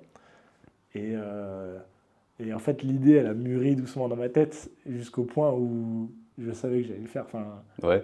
ouais. Tu te souviens de ce moment-là peut-être la première fois où tu t'es dit, bah oui, je le fais. Je me souviens pas exactement de ce moment-là, mais je sais que je pense. En fait, si je pense que ce moment-là, il s'est traduit au moment où je suis allé chercher des vélos en ligne, tu vois, pour acheter mon vélo. Mais par contre, ce que je me souviens très bien, c'est genre au départ en parler comme ça à ma famille, à des proches, même à des amis en Suède, où les gens ils te disent ah ouais, tu sais, ils te croient pas. Enfin, tu vois, et même moi, au départ, c'était une idée. Et par contre, je me souviens très bien du moment où pour moi, c'était plus une idée et je savais que j'allais le faire, Mhm. mais les gens, ils étaient encore dans ce stade, pas dubitatif, mais tu vois, Ouais, un peu incertain. c'est ça, où ils savent pas si je vais vraiment le faire ou pas. Mais moi, je savais qu'au fond, moi, j'allais le faire à ce moment-là. Et ça, c'était très drôle, ce stade, notamment avec ma famille, où on me disait, non, mais tu sais, au pire, c'est pas grave, hein, tu le fais, si tu veux le faire, tu t'arrêtes en Allemagne, tu t'arrêtes en Allemagne. Moi, je dis, ah non, je vais le faire. En fait. Mais ça, ça me renvoie à un truc que tu m'avais dit, c'est à un moment ta mère au téléphone t'avait dit mais tu peux abandonner, tu sais, Ouais. face à la difficulté. Et toi tu t'avais dit non mais ça va pas, ouais. Je dirais juste Je ça. fais ça pour ça, en fait. Tu t'en souviens de ce moment-là, Ouais, dans les ouais, moments ouais. difficiles un peu en Allemagne là avec. Bah, je m'en souviens, mais c'est pas ça. Tu vois, là où toi, à l'inverse, tu disais au départ que les gens qui disaient tu vas pas y arriver, ça peut te booster. Moi, c'était pas ça qui me motivait, c'est juste que abandonner, c'était pas une option. Mais bref, ouais, donc j'ai eu cette idée-là. Et puis après, j'ai commencé à m'équiper. Le jour où première chose que j'ai acheté, c'est le vélo. Et là, je savais que voilà, il n'y a plus de retour en Ouais. arrière. Mais dans tous les cas, je savais que j'allais le faire. Après, je me suis équipé. J'ai fait mes recherches pour mon trajet, mes itinéraires, par où j'allais passer. Ça, c'était un gros bloc du voyage, de Ouais, la bloc préparation. technique, ouais. Juste le jour où t'es parti quoi. Parce que quand j'y repense, c'est de la folie. Et ouais, parce qu'en plus, on va dire la préparation, c'était plus. J'ai plus préparé mon itinéraire que ma condition physique, tu vois. Ouais, mais c'est peut-être judicieux. Enfin, Oui, c'est oui, peut-être non, judicieux de préparer l'itinéraire. Ouais, mais en fait, au final, je suis parti sans préparation physique, quoi. Ok. Genre, j'ai dû faire 4 sorties de vélo de 40 km et je suis parti comme ça. Ça fait toujours 4 sorties, ouais. Tu te souviens ouais, j'ai envie de dire le jour où t'es parti, ta première journée, donc tes premiers, je sais pas, 80 Ouais, km. ouais, carrément. Bah déjà, plus le départ s'approchait, plus j'appréhendais. Et ce qui était un peu spécial, c'est que j'avais pas de deadline pour arriver en France. Et donc, j'avais rien qui m'obligeait à partir à telle date, tu vois. Et donc, ça, on n'en a Ah jamais oui. trop parlé. Mais du coup, je faisais que repousser la date de 2-3 jours, machin. Et à un moment donné, il a fallu que je me dise, ok, je pars ce jour-là, j'y vais. Donc déjà, toute cette période pré-départ était un peu spéciale, parce qu'en plus, c'était la fin, j'essayais de profiter à fond et tout. Et ouais, le départ, bah pareil, là, je m'en souviens, je pourrais te raconter la journée heure par heure. J'avais fait toutes mes affaires la veille, rendu la chambre, etc. Et puis là, il y a mes colocs on descend mon vélo qui est chargé avec les 25 kilos de matos. Je me retrouve dans la rue, mais ce coup-ci, c'est pas pour m'entraîner, c'est pour partir, tu vois. En plus, c'est la première fois que je roulais avec le vélo vraiment chargé, tu vois. Ah, t'avais jamais fait un Et essai avant? si, mais à moitié chargé, j'avais pas Ok. mis tout le matos sous le matos. Donc là, tu fais les premiers 100 mètres et tu dis, ah, c'est comme ça Et pour ça, un au départ, mois. je fais un petit tour devant mes colocs pour tester un peu, tu vois. Et je dis au revoir, évidemment, c'était très émouvant, mais un peu comme le départ pour la Suède, c'était bourré d'excitation. Et là, en particulier, c'était très fort. J'avais vraiment hâte de me lancer. Et donc voilà, je leur dis au revoir, je dis au revoir à la maison, machin. Je tourne au bout de la rue sur mon vélo. Là, en fait, je traverse toute la ville par les chemins sur lesquels j'ai marché pendant 2 ans. Et, Ah ouais, je les et là, vois, tu te j'y suis. dis, mais qu'est-ce que je suis en train de faire, quoi. Et vraiment, moi, c'était même pas l'appréhension, c'était plus qu'est-ce que je suis en train de faire. Enfin, en mode, mais je suis fou. Enfin, bref. Et donc, c'était super émotif de traverser la ville déjà. Et puis là, dès que je commence à sortir et que je me retrouve sur les chemins que je voyais quand je prenais le train, tu vois, d'habitude. Mmh. Ça Ouais, là, je me dis, ok, bah, on y va. Et je crois que la première journée, je rigolais en me disant, mais qu'est-ce que je suis en train de faire? Et le soir, quand t'as planté ta tente, tu t'es rendu compte que Ouais, bah, je me suis rendu compte que ça t'étais y est, c'était parti dans parti. l'aventure, quoi. Mais j'ai dû mettre toute la première journée à réaliser que j'étais en train de le faire, quoi. Ah, c'est ouf. Et, euh, et donc, ce qui était super, c'est que ce voyage qui m'a permis un petit peu, d'ailleurs, je te disais, ça a dû te faire bizarre de rentrer chez toi, enfin, de prendre l'avion, de partir de Suède, prendre l'avion 2 heures et te retrouver dans ton cadre familial comme si de rien Mmh. n'était, alors que tu venais de finir une expérience de fou. Et là, moi, ça a été une super transition pour ça, ce voyage. Et notamment, les premiers jours, ça m'a permis de beaucoup mieux vivre le fait que ça se finisse, parce que je finissais pas vraiment, je commençais quelque chose de nouveau. Tu Ouais, et t'as eu du temps pour réfléchir sur le vélo. vois. Évidemment. Bah, le premier jour, c'était pas. En fait, je m'attendais à beaucoup réfléchir sur le vélo et à re-questionner toute ma vie.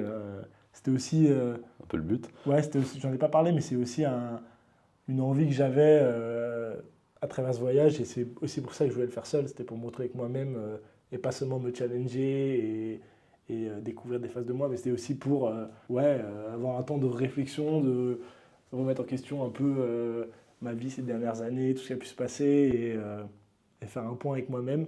Et je pensais que quand j'allais pédaler 4 heures par jour, j'allais pouvoir le faire. Mais en fait, tu es vraiment dans l'effort. Ouais, il y avait beaucoup de soucis techniques, enfin l'itinéraire. Ouais, mine de rien. En fait, tu es vraiment dans le moment et tu te rends compte que c'est comme si tu pars faire un jogging, tu réfléchis pas vraiment au courant, quoi. Enfin, c'est Ouais, compliqué de ouais, je vois réfléchir. le truc. Et t'es dans l'effort, t'es dans le moment. Et en fait, c'est plus le soir quand je me retrouvais dans ma tente tout seul où Mmh. là j'avais des moments un peu seul où je pouvais réfléchir, des moments de solitude aussi. Et c'est là où c'était plus. T'es là, t'es en mode. Alors là, ce soir, je suis à la frontière entre le Danemark et l'Allemagne sur mon retour de 32 jours en vélo. Où en suis-je dans ma vie? C'est quoi les meilleurs souvenirs que tu as vis-à-vis du mode de déplacement, Ouais. justement, le mode de voyage? Parce que du coup, oui, les premiers jours, c'était la découverte du voyage à vélo pour moi, parce que j'avais jamais fait ça, comme je l'ai un peu dit. Et en fait, je me suis rendu compte que c'était un mode de voyage qui était incroyable, parce que déjà, tu voyages doucement, donc c'est quelque chose qu'on ne connaît pas.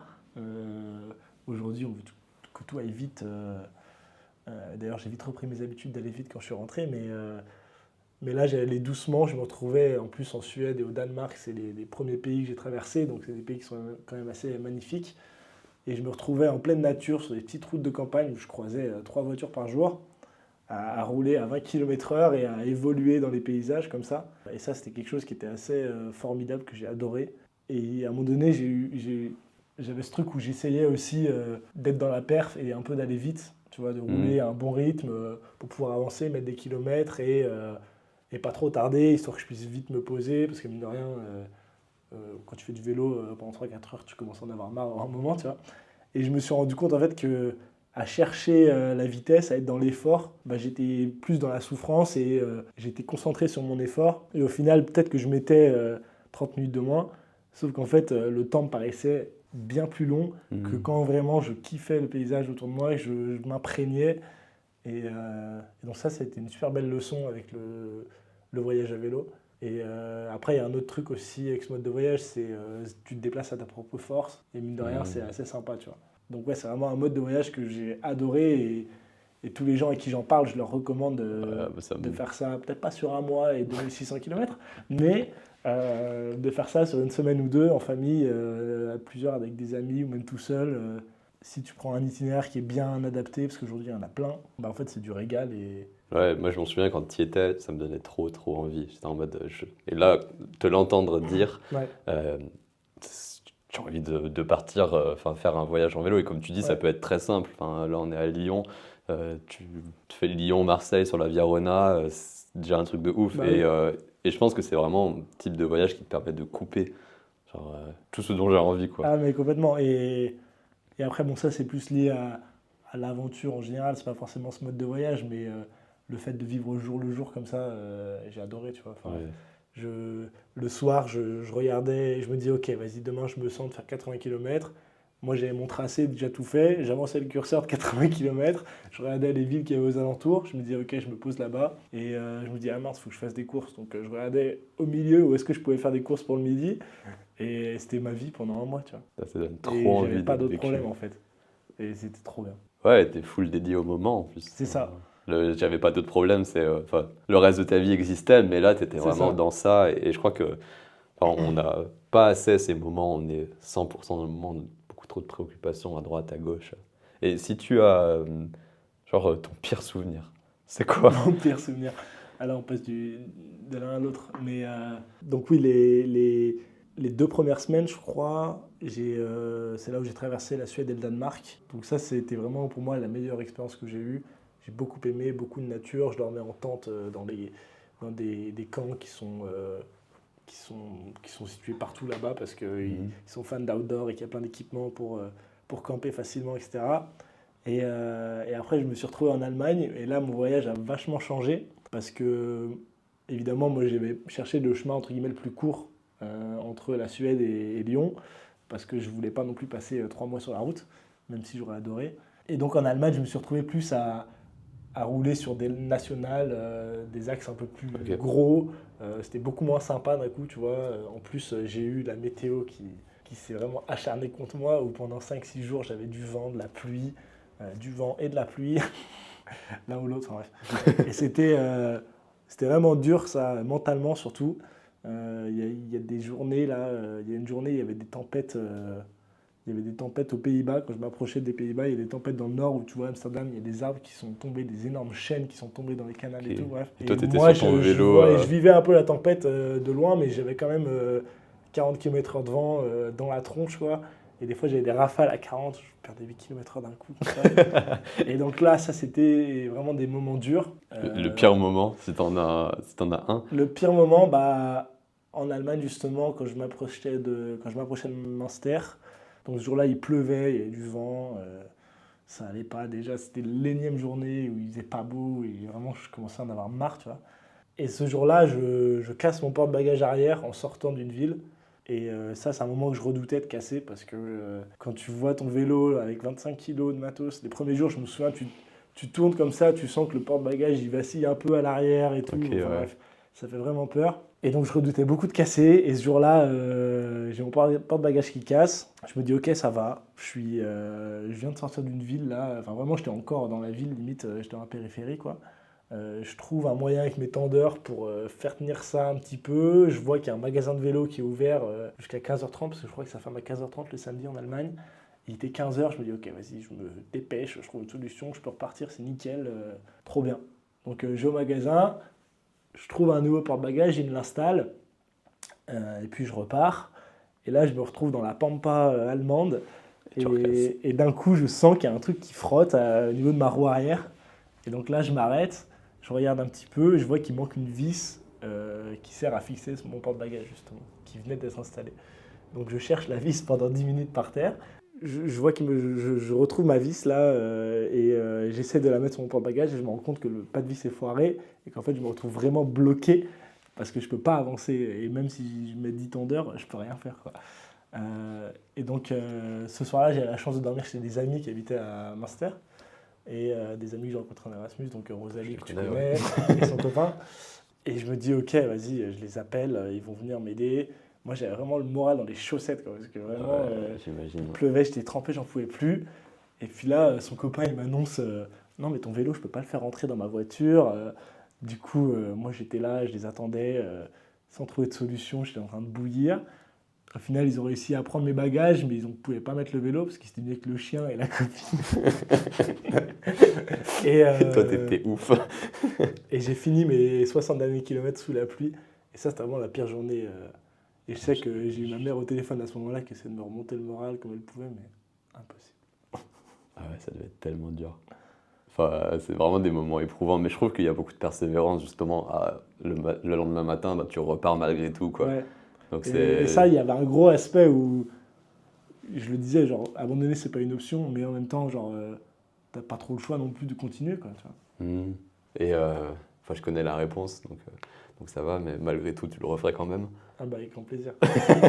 Mais j'aimerais bien faire ça de manière, enfin, pas plus organisée, mais avoir un itinéraire plus sympa, vraiment, tu vois, pas tracer tout droit, entre guillemets, pour aller chez moi, Ouais, faire mais plus prendre des belles routes, un peu comme ce que j'ai vécu au départ en Suède et au Danemark, parce que c'est ça que j'ai adoré. Et c'est ça que je recommande à n'importe qui, d'ailleurs. Mais il faudra qu'on se programme ça pour un moment, ça me donne trop envie. Sur du vraiment long terme, le bonheur, quoi. Bon, on fait une giga ellipse qui nous propulse à le moment présent. Ouais. C'est quoi la suite? La suite, fouf. Dans l'idée, c'est quoi? Euh, Qu'est-ce que tu veux? Qu'est-ce que tu attends de la vie d'une manière générale? Qu'est-ce que j'attends de la vie? Bah, j'attends énormément de choses de la vie encore. Je pense que j'ai beaucoup de choses à découvrir, que ce soit au travers du voyage, au travers du travail, des expériences, des relations amicales. Et j'ai énormément d'attentes par rapport à ça. Et j'essaye aujourd'hui de balancer les choses et d'avoir un rythme qui me convient entre le travail et justement pouvoir vivre toutes ces choses-là. Donc ça passe par des petits week-ends. Là, par exemple, je pars lundi au Portugal faire un camp de surf. Et l'idée, c'est que dans le long terme, j'arrive encore mieux à gérer ça. Et peut-être dans quelques années, j'ai un mode de vie qui me permette de vraiment mélanger les deux, travailler, je sais pas, peut-être en remote et voyager en même temps. Donc ça, je sais pas, c'est des projets qui sont assez lointains dont je parle, mais j'ai vraiment envie d'explorer comment je peux continuer mélanger l'aventure, toutes ces quoi. choses-là, quoi. De continuer l'aventure. Continuer l'aventure, entre autres. Ouais. C'est top. Si tu avais quelque chose à dire au toi qui a 15 ans de plus, donc 40 ans, ou 45, ou 50, qu'est-ce que tu as envie de lui dire là? Là, tu as l'occasion de lui parler, il est à côté de toi. Ça, c'est une dure question, hein. Quand tu m'en as parlé plus tôt, je savais même pas ce que j'allais répondre. Et je crois que je sais toujours pas. Mais non, ce que j'ai envie de dire, c'est justement de continuer à pas trop se prendre la tête et à vivre les choses comme j'ai envie de les vivre. Et je sais que des fois, je peux me poser pas mal de questions par rapport à ça, entre mon idéal et la réalité, tu vois. Et tu te dis, est-ce que vraiment je peux combiner tout ça? Et je me pose beaucoup de questions par rapport à ça. Mais je me rends compte en fait que quand j'arrête de me poser ces questions-là, bah, ça marche et ça me plaît. Et j'ai envie de lui dire de continuer comme ça, même dans 15 ans, même si tu as un âge où tu as peut-être une famille, des choses comme ça t'empêche pas de vivre des choses de fou, de faire des aventures. Et... Bon, bah rendez-vous dans 15 ans pour voir ce qu'on en a fait. Hein. Mais très hâte d'avoir nos familles tous les deux, puis de faire le Mont Ventoux avec nos gamins. Bah quoi, t'as 7 ans, bah tu pédales, ça va juste en haut. Ah, ils vont souffrir les petits. Toute dernière question. Ouais. Qu'est-ce que tu retiens de positif du moment qu'on vient de passer ensemble? Je trouve, ce que j'ai bien aimé, c'est qu'on a parlé de choses dont tu n'as jamais parlé. C'est connu un peu sur d'autres aspects. Bon, j'ai beaucoup parlé, mais Bon, ça va. j'ai un peu moins découvert de choses sur toi, on va dire, que tu en as découvert sur moi, je pense. Et mine de rien, ça m'a fait me poser pas mal de questions, remuer des choses un peu anciennes là, que je n'avais pas dépoussiérées depuis longtemps. Donc me voilà ravi. Ouais, non, c'était très chouette.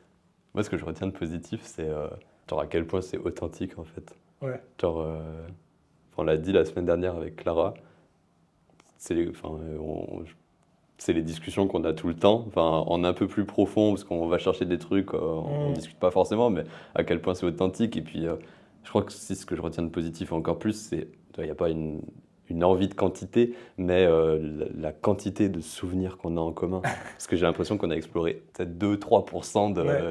la Suède, on n'a rien dit sur la Suède. Et ça, c'est ouf, quoi. Et c'est trop bien de se les remémorer ensemble aussi. Ouais. Il faudra qu'on s'organise ce truc-là avec, je sais pas, Pierre-Louis, etc. Salut Pierre-Louis. Avec une feuille faut qu'on fasse ça, un truc. Parce que ça s'oublie vite, mais non, c'est dommage. On se dit à plus tard pour d'autres aventures. À plus tard. Ciao.